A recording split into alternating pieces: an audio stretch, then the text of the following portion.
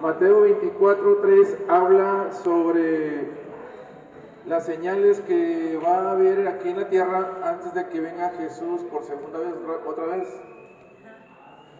El día y la hora nadie lo sabe, más que el Padre, más que Dios.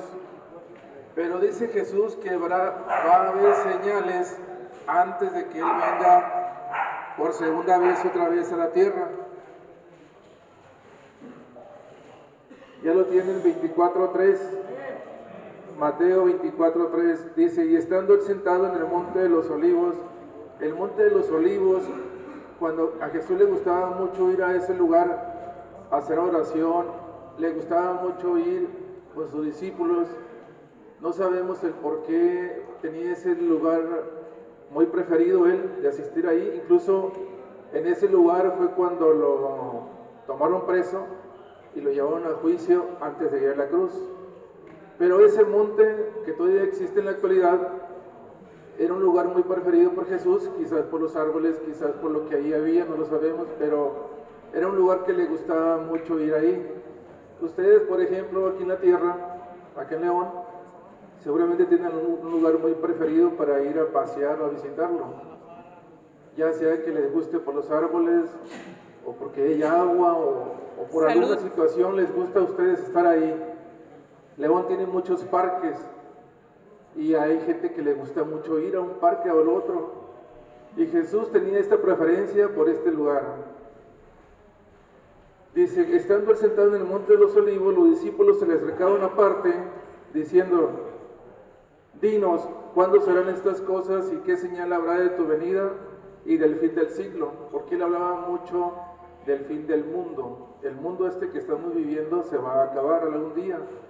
No sabemos si nos va a tocar a nosotros presenciarlo, porque la hora y el día nadie lo sabe más que el Padre. Pero, sí, hermano, de todo, el fin de la humanidad, el fin del mundo, el fin de este planeta, el fin de todo lo que ves aquí, esta construcción que ven aquí donde estamos ahorita, va a desaparecer.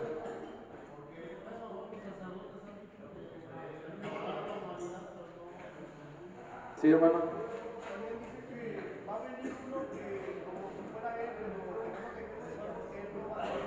Así es, él dice: vendrán muchos en mi nombre, pero no le creas, porque son señales que va a haber antes de que Jesús venga otra vez por segunda vez. Respondiendo Jesús le dijo: mirad que nadie os engañe, porque fácilmente nos pueden engañar otras personas que hablen de Jesús. Tienen mucha habilidad para poder engañarnos. Porque vendrán muchos en mi nombre diciendo: yo soy el Cristo, y a muchos se engañarán. En la actualidad, 2023, se han contado hasta 8 hombres que se dicen ser llamados Jesucristo y no lo son. En Brasil hay uno, todo lo que es América Latina hay 3, y en el otro continente ahí está el resto. O sea, ya hay gente que se hace llamar Jesús como si fueran Jesús. Muchas señales que vamos a ver el día de hoy ya se han presenciado en otros años. De hace unos 5 años para acá, hasta el 2023, han nacido nuevos gentes que se dicen llamar Jesús. ¿Cuántos más se van a acumular este año? No lo sabemos, pero se vienen acumulando. Se hacen llamar Jesús. Cuando dice Jesús, no le creas, porque van a hablar, van a decir que viene en mi nombre. Y oiréis de guerras y rumores de guerra. La gente que vivió la Primera Guerra Mundial y la Segunda Guerra Mundial pensaron que ya venía el fin del mundo, porque lo vivieron en carne propia. Nosotros no vivimos nada de eso. Hemos sabido de la Primera y Segunda Guerra Mundial por los libros de historia a los cuales tenemos acceso, pero no nos tocó vivir ese momento. La gente que vivió ese momento dijeron: ya viene el fin del mundo. Dice: mirad que no os turbéis, o sea, no te preocupes cuando venga una señal de esa naturaleza, porque es necesario que todo esto acontezca, pero aún no es el fin. Entonces la gente, si ustedes han visto películas de guerra, no están ustedes allá dentro de la película. pero es muy perturbador ver una guerra, cómo la gente muere con mucha facilidad, gente atendida ya sin un brazo, una pierna. Es perturbador ver nada más una película de guerra. Imagínense estar en la guerra en un momento de esa magnitud. Porque se levantará nación contra nación, México contra Estados Unidos, por ejemplo, y reino contra reino. En la actualidad en la que estamos nosotros, cuando hablo la palabra reino contra reino, todavía hay reinos en el mundo. El reino en el viejo continente hay muchos reinos todavía. Acá en América Latina no hay porque fueron derrotados cuando hubo la independencia. Pero en el viejo continente hay muchos reinos todavía establecidos. Entonces se van a pelear rey contra rey, aún en tiempos actuales. Y habrá pestes, ya ha habido pestes, la peste bubónica, la peste negra, la fiebre amarilla. En México no se conoce, pero hay pestes. La pandemia que acaba de pasar, el COVID, esa pandemia es una prueba que Dios nos puso a todos nosotros para ver si nos acercábamos a Él o pasaba la pandemia como estas que ya pasaron y no pasa nada, ¿no? Seguimos igual.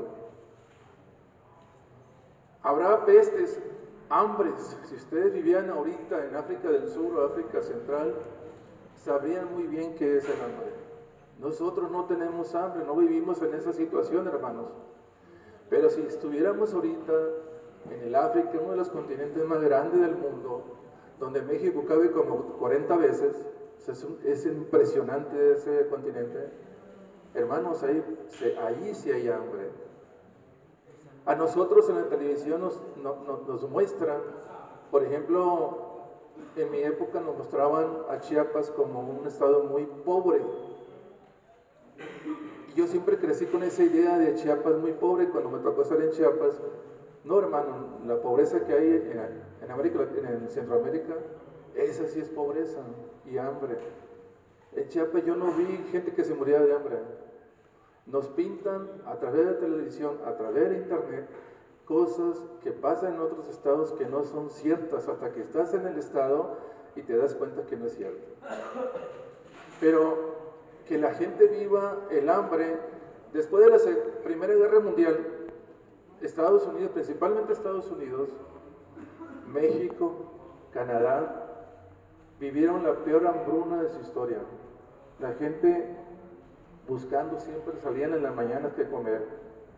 Si a ustedes les tocó vivir en 1995 una crisis económica en México, que hubo aquí en México, la gente se la pasaba ya en la central de abastos recogiendo plátanos ya pasados de maduro para comer, salir. En la central de abastos hay una zona donde arrojan la fruta y la verdura que ya no se va a vender, pero se puede comer, hermano.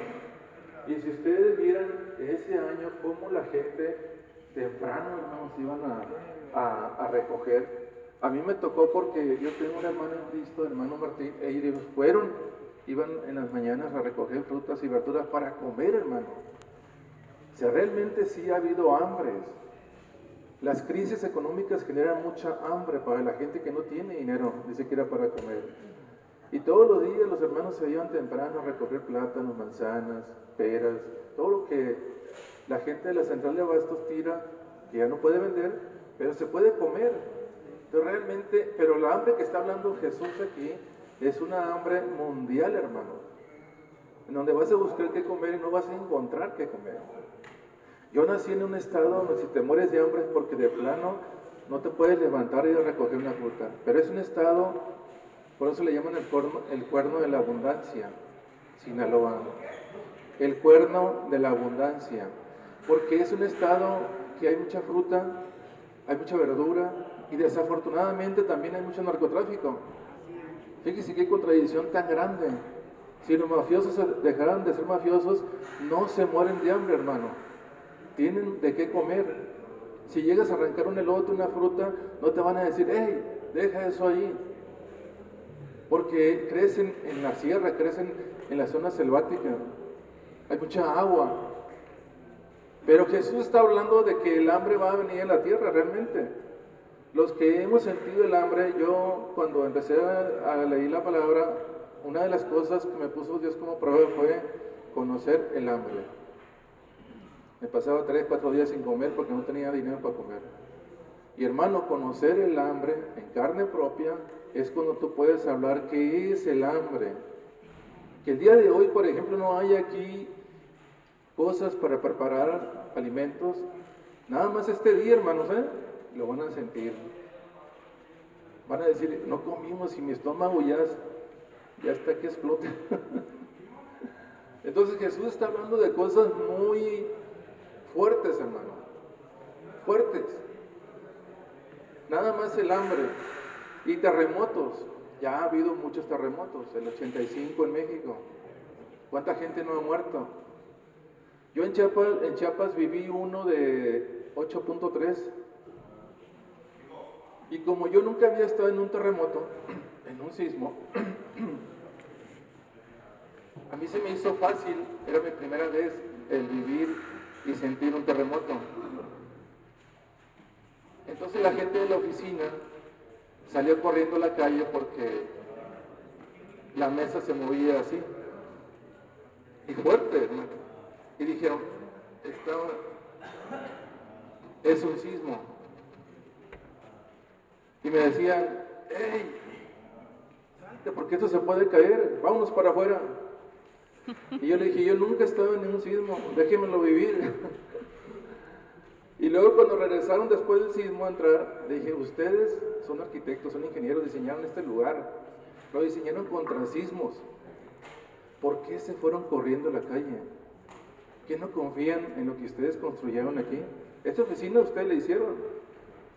¿Por qué corrieron? Entonces Cristo, cuando nos dice todo esto, es que nosotros podamos permanecer firmes.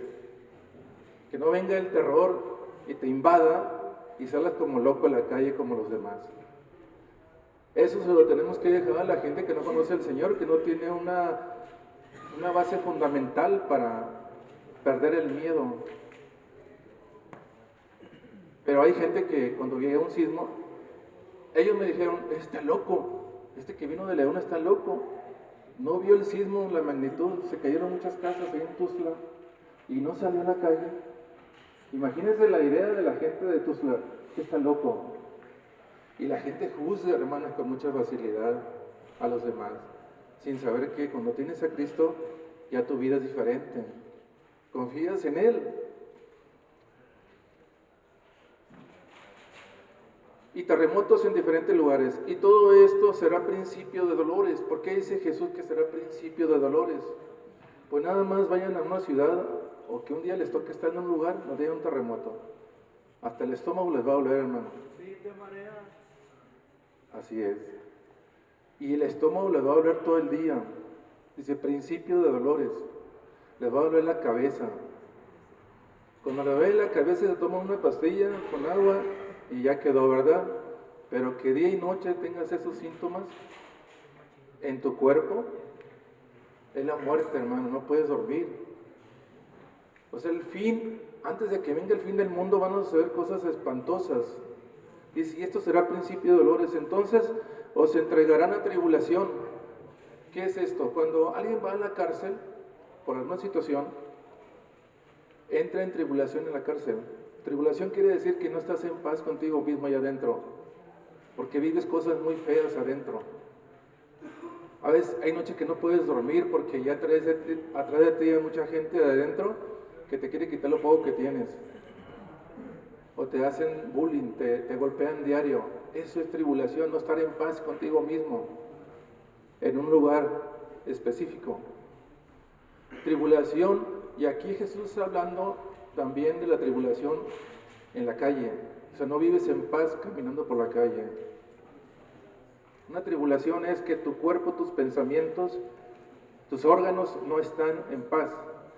Que, gracias a Dios, esta mañana muchos de ustedes han amanecido y han despertado sin dolor alguno. Están aquí sentados bien a gusto. Pero hermanos, cuando llegue la tribulación no puedes ni sentarte, no puedes estar en un mismo lugar. ¿Han visto la película esas películas que saca Hollywood, de los superpoderosos que tienen muchas